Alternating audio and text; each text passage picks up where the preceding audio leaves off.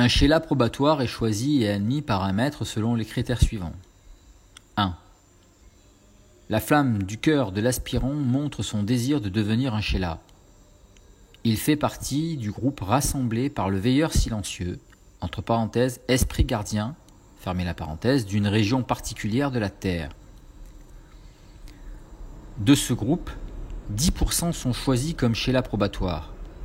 Les autres sont confiés aux soins d'anges gardiens et d'êtres spéciaux qui nourriront et développeront en eux le désir spirituel dans le cœur. Ce désir ne doit pas résulter de l'émotion d'un instant ou de la pression d'une crise dans la vie terrestre qui, une fois passée, ne motiveront plus l'âme à continuer la recherche spirituelle.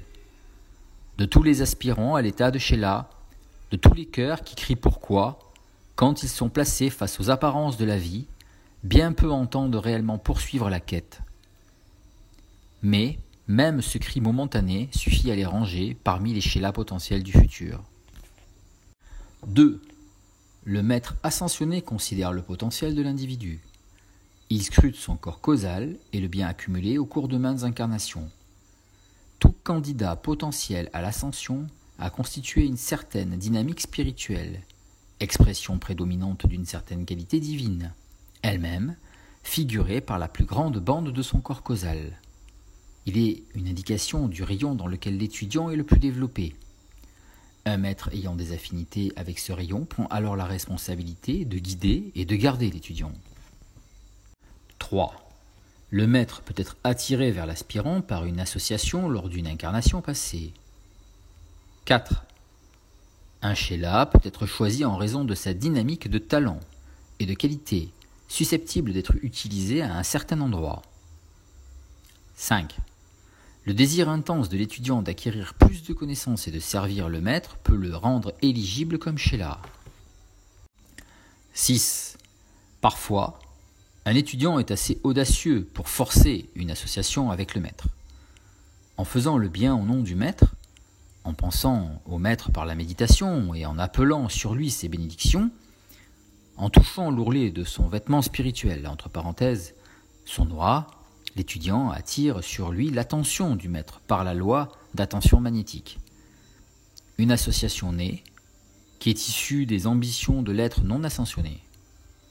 C'est une collaboration plus difficile, parce que, comme les fleurs de forcerie, tout ce qui est forcé requiert plus d'attention et de soin que ce qui se développe graduellement par le mérite naturel et la dynamique. 7. Quand un maître accepte un être non ascensionné comme schéla, il garantit personnellement envers la loi cosmique que l'énergie qu'il investit, l'élève la compensera par l'étude concentrée, par l'application pratique de tout ce qu'il apprend et par un service impersonnel. Si le schéla ne retourne pas l'investissement, il place sur le maître une charge additionnelle. C'est alors ce dernier qui doit fournir ce retour par une application et par un service supplémentaire à la loi. C'est pourquoi il vaudrait mieux ne pas briguer une association avec un maître, à moins de prendre l'engagement de servir l'humanité et l'évolution de la planète. Motivé par un sentiment de fierté ou par une notion erronée de la loi, un étudiant peut parfois passer une vie entière en contemplation métaphysique. Pendant qu'il refuse à la fraternité qu'il déclare aimer, l'assistance pratique des énergies et talents qu'il a développés. Cet étudiant manque la première initiation qui veut que les travaux pratiques donnent accès aux connaissances suivantes. Les audios ne remplacent pas les écrits qui contiennent les radiations et les qualités des maîtres d'amour. Le but étant de faire connaître à des non-étudiants l'enseignement Hayam.